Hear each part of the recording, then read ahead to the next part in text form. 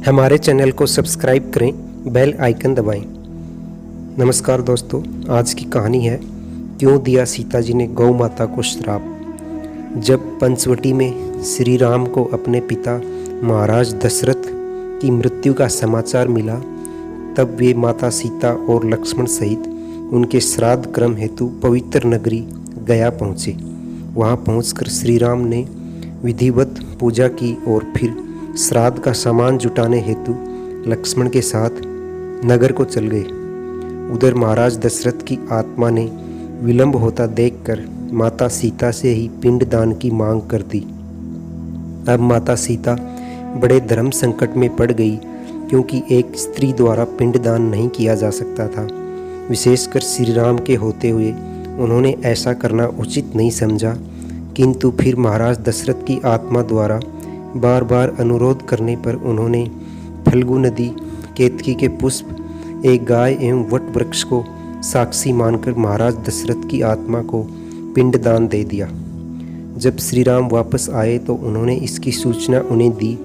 तब भगवान श्री राम ने कहा कि ऐसा कैसे संभव है, और उनसे इसका प्रणाम मांगा। इस पर माता सीता ने फल्गु नदी, केतकी, गौ एवं वट वृक्ष को सत्य बताने को कहा, किंतु फल्गु, केतकी और गौ ने इसके लिए मना कर दिया।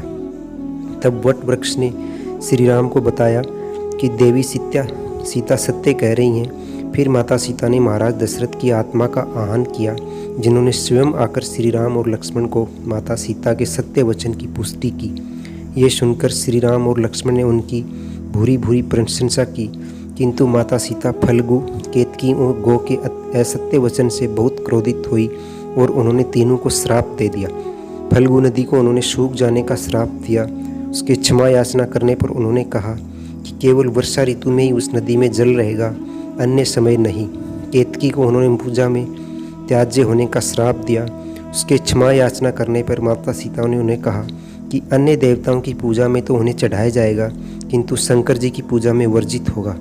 गौ माता को उन्होंने श्राप दिया कि जिस मुख से उन्होंने असत्य भाषण किया है वो मुख अपवित्र माना जाएगा और उसकी कभी पूजा नहीं की जाएगी।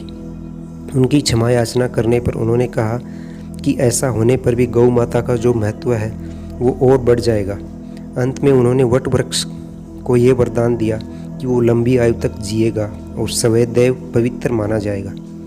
तब से ही वट वृक्ष को हिंदू धर्म के सबसे पवित्र वृक्ष के रूप में मान्यता प्राप्त है।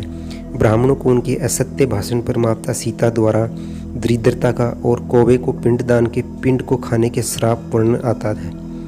तीज के दिन माता पार्वती ने व्रत किया था, किंतु जब उनके भोजन का समय हुआ तो भगवान शंकर लीला दिखाते हुए छिप गए। अब माता पार्वती ने उन्हें बहुत ढूंढा, किंतु वो मिले नहीं। तब हार कर उन्होंने वहाँ उपस्थित एक गौ को साक्षी मानकर एक शिवलिंग की स्थापना की और उन्हीं की पूजा की। पूजा के पश्चात वो भोजन करने बैठी, किंतु तब तक उस गौ ने वहाँ उपस्थित पूजन सामग्री को खा लिया। उधर जैसे ही माता पार्वती ने भोजन प्रारंभ करना चाहा, शिवजी प्रकट हुए और दिखावटी रुष्ट होते हुए उनसे कहा आज तीज के दिन उन्होंने उनके बिना कैसे भोजन कर लिया। तब पार्वती ने कहा कि उन्होंने उनकी पूजा की है। इस पर महादेव ने कहा कि उन्हें तो कोई पूजा सामग्री नहीं दिख रही। तब माता पार्वती ने उस गौ से असत्य को बताने को कहा, किंतु उसने हाँ में सिर हिला दिया।